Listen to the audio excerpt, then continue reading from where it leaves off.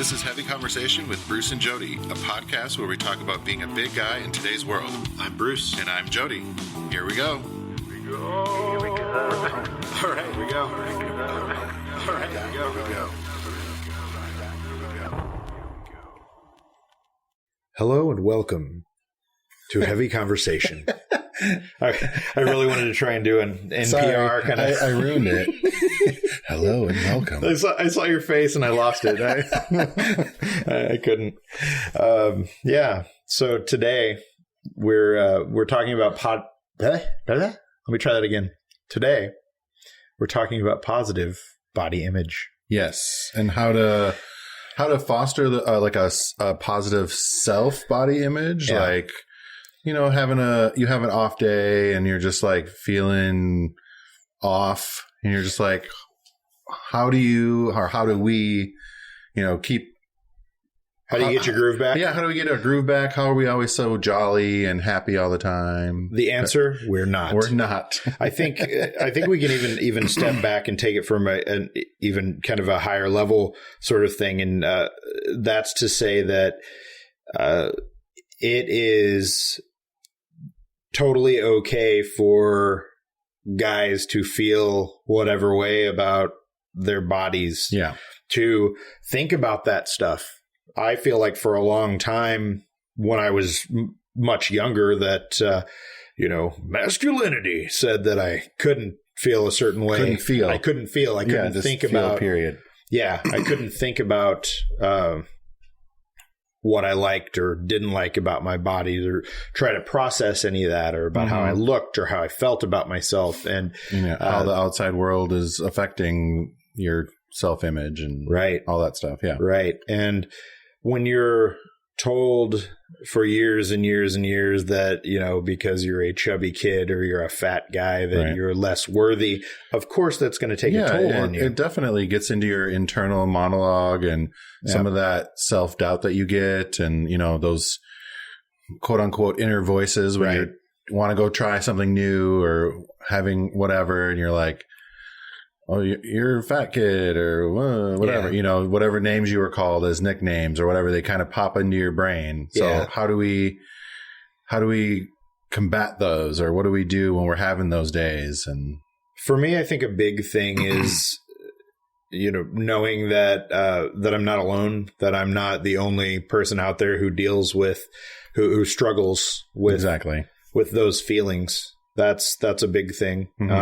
I think for me personally, a big part of dealing with it was starting a website that talks about actually just talking about it. Yeah, is a good first step. It is finding people that you can talk about, and you may not be able to find someone in your immediate vicinity who you can talk to about that, but the internet is a powerful thing. There's a big community of body positive people out here. And that's kind of one of my big things is surround yourself with positive people. Definitely. Like people that are doing something, that are, embracing their size. Right. Like, and doing positive things with it. Like that is immensely inspiring, and, you can kind of champion each other and get each other's back. And, right. Being able to hear people's stories or read articles about, people who have had to deal with the same kind of things that you're dealing with, or even seeing people who are kind of inspirational, who have run into those issues, have met them head on, and have been able to say, you know what, this way that I feel today, or this thing that people are saying about me, it does not define me. It is not who I am. Yeah. And being able to work through that and past that, I think that it helps so much. I know that it's helped me being able to see people who feel good about themselves. Or listening to a podcast that talks about big guy stuff. That's right. That's a big way to, listening to our stories and what we're doing and dealing with, and definitely. Yeah. Not feeling alone and all that kind of stuff. But, I do these positive affirmations quite often, and I'm good enough, and all the whatever. I don't have them memorized. I have them written down so that if I'm having one of those days, I pull it out and I just say it a few times just to get those thoughts in my head to overpower whatever bad thoughts I'm having. Huh. I like Something that. that's really worked out for me. Yeah, that's good. I like that. I think for me, a lot of times it's kind of just when I get in my head about things, is getting out of my head. It's if I mean, everybody has those days. You look in the mirror and you're like, really, this is what it's come to, you know? And just being able to get past that, like stepping away from it, not thinking about whatever it was that was negative that was there, and then kind of coming back, kind of checking in again later. For me, it's like, okay, well, that was a one-time thing. That was just a momentary blip. Yep. And it's not the way that I really feel about myself, you know?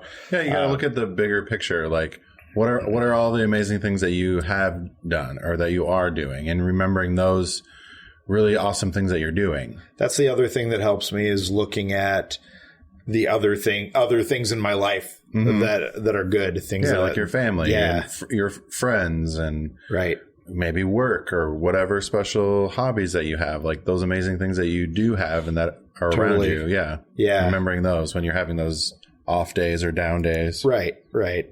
And it's important. It's important. Don't just let one thing drive you and tell you that, you know, don't let something tell you that you're a piece of crap. Don't let this one thing just stick in your head and be the only thing that you're focused on. Yeah, one interaction or one thing. Ugh, I mean, it might be more than one. It might be more than one, but not letting that ruin your whole day. Like, you also don't know what's going on in that person's life or that person's day. Like, okay, that person's having a shitty day and needed to take it out on me. I'm not going to let that ruin my day. Right. You know, and nothing we're saying here is to devalue anyone's experiences when, you know, it's hard. It's harder for days. Totally. And some people have it harder than others. And, you know, I think that we both, you know, we totally get that.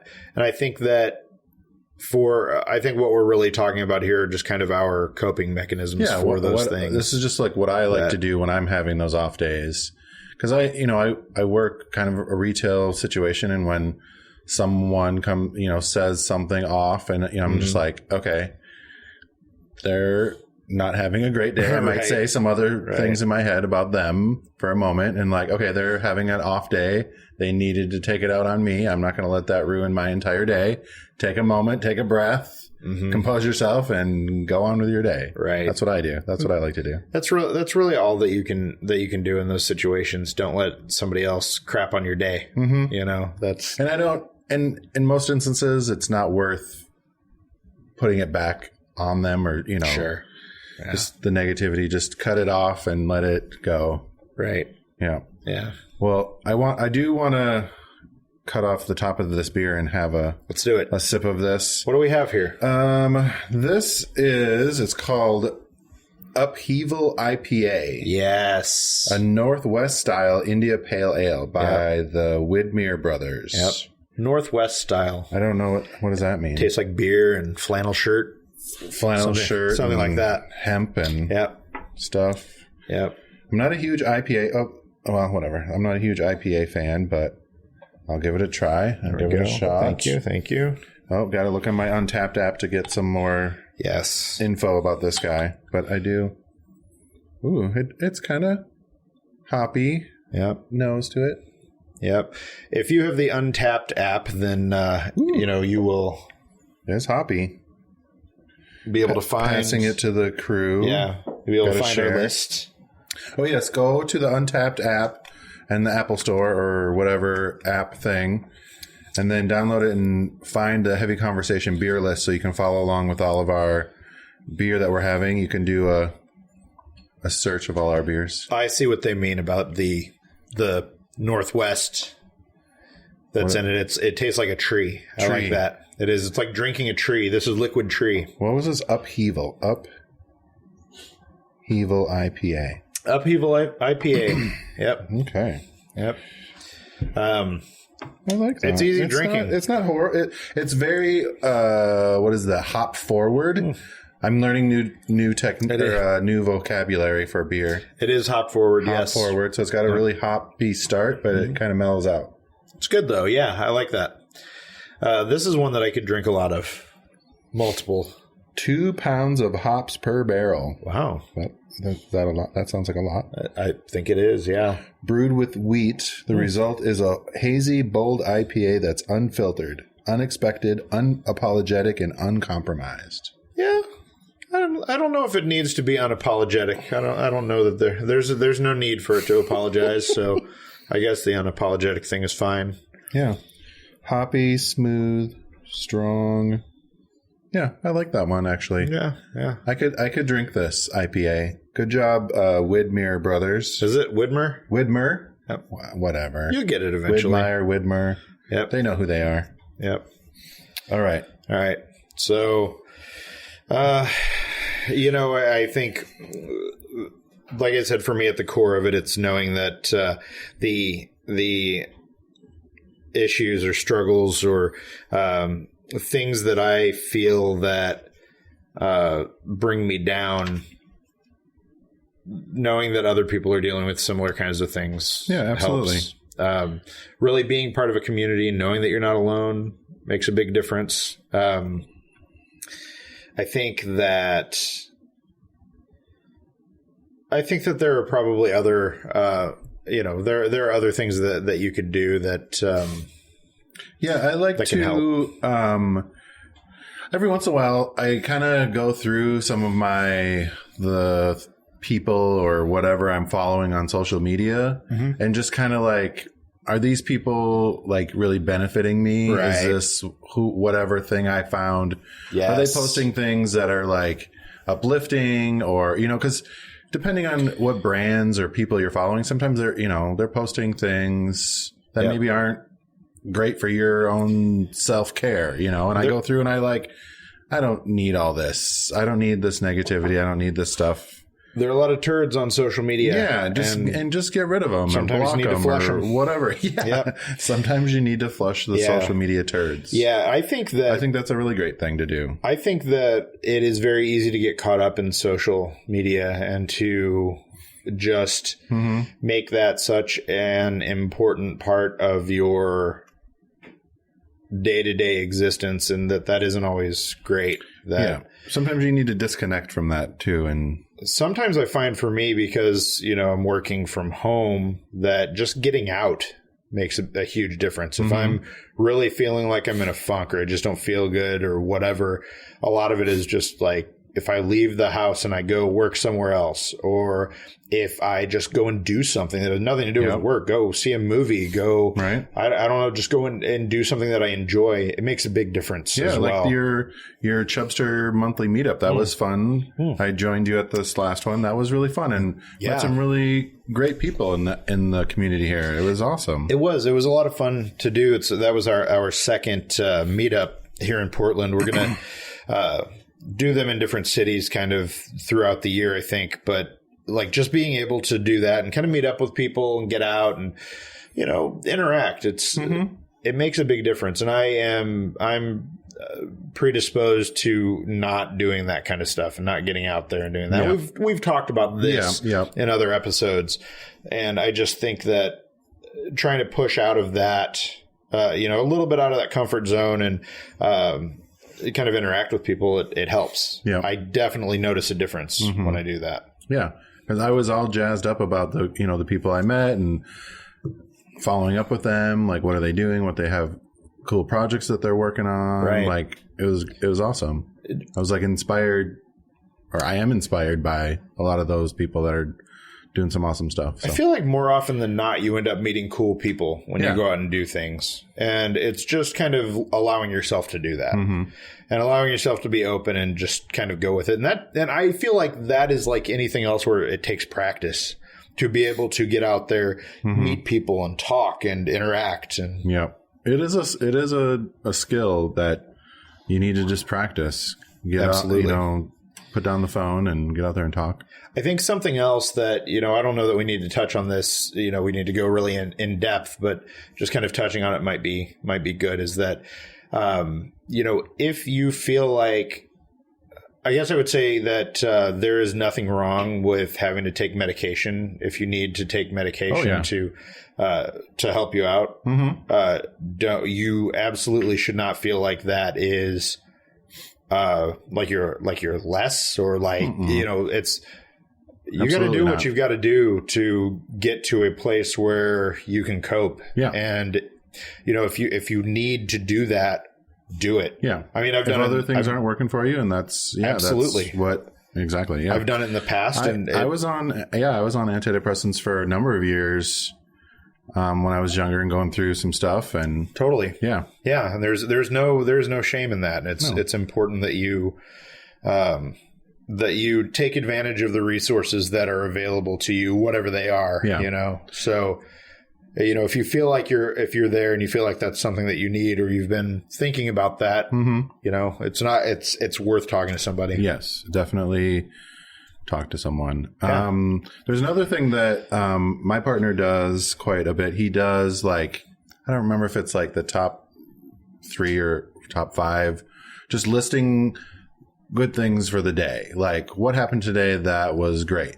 And like just getting your mind thinking about the good things that happened, Yes. and writing them down instead of like, just because you remember the bad things more often than you remember the good things. So if you have to write them down, like keeping a journal, like, oh, I met this great person, or Right.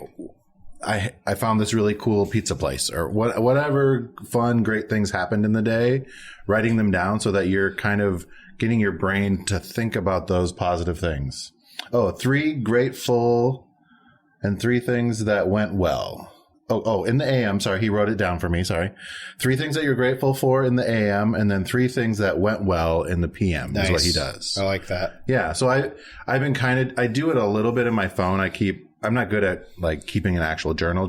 So I write little things in my phone just to kind of Right. remind me of what was going on in the day. So I can, you know, That's a good idea. I like that. Yeah. I just like writing those down. So then it gets a habit of like looking for the good things. Right. Basically is your focus on the good things that are happening instead of the bad or negative things. I like that.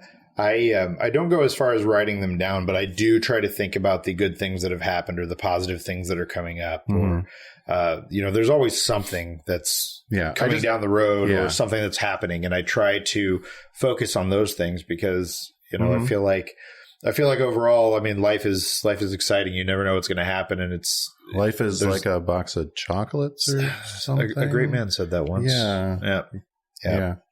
But I think, just to go back, I think writing it down just sort of helps reinforce it. Totally. That's the thing is I probably should do that. Because just like what you're grateful for, or what, you know, great things that happened. It's easy to forget about those things and be like, and you're like, wait, there was a good thing. There was something, but no, it's gone. And my life gone. sucks. Right. Yeah. Because that's what comes to top of mind is the bad things. For some reason, I think it's like trauma and that stuff. Your brain, some chemical things. I don't remember. I read about it, but I don't remember all of it. But so writing it down, writing those good things down that you're grateful for, what went well. Yeah. It really kind of helps reinforce those things so that they're top of mind. Yeah. And then you can go back when you're having oh yeah, remember that thing we did? And yeah.